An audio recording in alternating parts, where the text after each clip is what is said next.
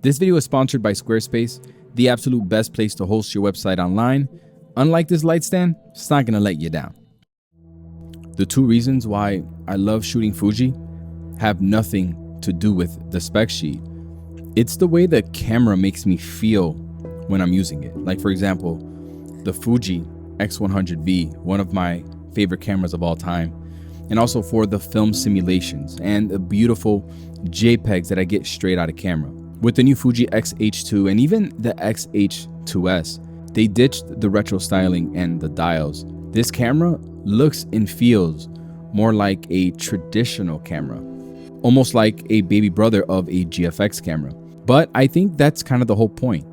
This camera's design and features are aimed less at the hipster photographer and more towards the professional. The XH2 has a new high-resolution 40 megapixel BSI X-Trans sensor, the most in any APS-C camera. And the images, the colors, are just so beautiful coming off this sensor. I shot portraits using both the old 56mm 1.2 and the new 56mm 1.2.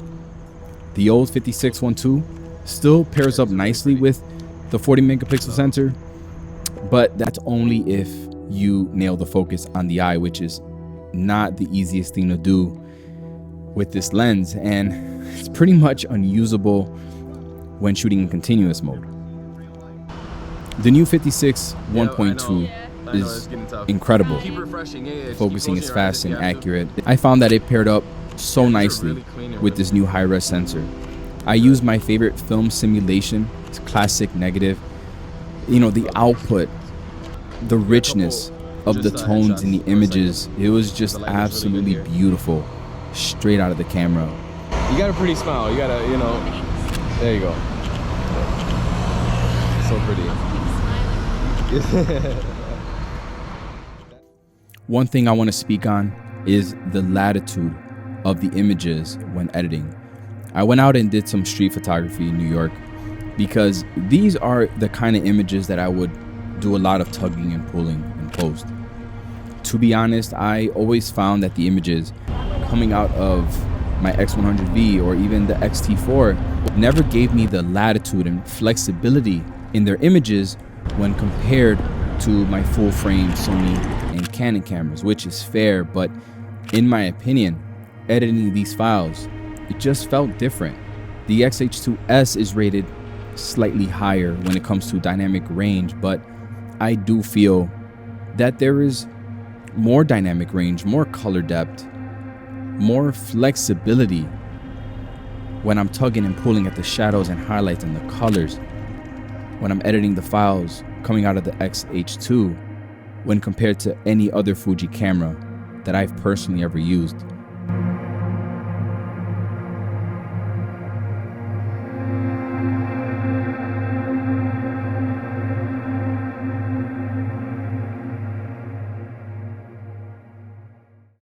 Ergonomics are the sole reason why I would pick up a Fuji camera over something else. The form factor, the dials, it all inspires me to get out and shoot. But with the XH2, it only has a mode dial. The feeling that I get picking up the XH2 is, well, I mean, it feels like a normal camera. And I know that sounds funny, but what I mean is that I feel like it's made with the professional in mind. I love the X-T4 design, but the grip is too small. I have to hold the front side of the camera by pinching it with the sides of my fingers. And with the XH2, it's huge and it feels so nice in the hand. This is the kind of camera that I would be perfectly happy to shoot with all day long if I had to. Where the dials were removed, they now put a very large backlit LCD panel where you can view all of your settings. And let me tell you, aesthetically, it's beautiful. The EVF is bigger and brighter. All of your main camera settings can be adjusted quickly using 3 of your fingers on your right hand. The second biggest, most important feature that makes this more of a pro feeling camera is the autofocus. It's much more sticky and predictable than the X-T4. It isn't Sony or Canon good, but if I could keep almost every shot of the model's eye in focus at f1.2, when I asked her to walk towards me and away from me and turning around, I think that's impressive enough, and that's plenty good enough. It kind of reminded me a little of the Z9 autofocus, where the boxes were a little bit more fidgety when trying to lock onto a subject, but overall it still did a pretty good job thanks to its new processor. Right, the XH2 has an advanced tracking system that can lock onto many different kinds of subjects like cars, trains, planes, bikes. It can do it all, and it can do it from a very far distance. Personally, I'm a dog lover. I have 2 rescues at home, and when I found a dog park, I must have stayed there for 30 minutes testing out the animal subject detection, and it did really well. I'm not gonna lie, one of the concerns that I had with this new sensor was its low light performance. There is no other APS-C sensor with this many megapixels. So what I did, I stepped out one night and I took some boring comparison photos along with some selfies in my hotel room. What I found was that the images up until 6400 ISO, I think they were perfectly usable, at least usable for me. And what I determine as usable is like when I start to recover the shadows, I don't get that digital noise creeping into the image. So I could, just reduce the noise a little bit and the image will still look clean. But ISO 8000, ISO 10,000, that's when I started to see that digital noise creep in. And that's kind of what I declare usable. But up until 6400, I think the images looked really good. If you have some fast glass, I think that you could get away with shooting low light and have reasonably clean images. I didn't get enough time to compare and use it in low light, but that's what I think. Now, some of the highlight specs of this camera include pixel shift multi-shot, which can output like 160 megapixel image, an insane electronic shutter speed of 180,000 of a second, 8K video with a ton of options and formats like being able to shoot internal ProRes. I just didn't have enough time to cover all of these things in just a couple days, So 2 days with the XH2, and I can't say that it gives me the same feeling that I get with an X-T4 or my X100V. Actually, nothing compares to my X100V.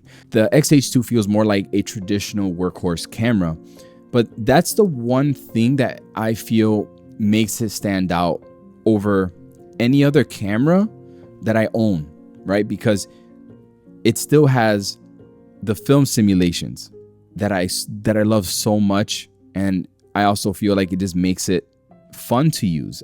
I don't know how to explain it. So the truth is that I never considered shooting Fuji professionally in the past for a couple reasons. I like the look of a full frame sensor, but also, at the end of the day, it has less to do with the camera's capabilities. It has more to do with the fun factor and inspiration when using these. There is a reason why I leave my Sony and my Canon cameras at home when I'm out doing something with the family or some kind of outing. When I use a camera for work, it becomes a work tool in my eyes, and I end up just using my phone to capture family memories. The thing that's special with Fuji, again, it's the ergonomics, the inspiration that I get when I pick it up, the aesthetics, and the film simulations. I end up wanting to pick up this camera to capture the most important photos in my life, and those are the ones of my daughter, the ones of my dogs, those candid moments.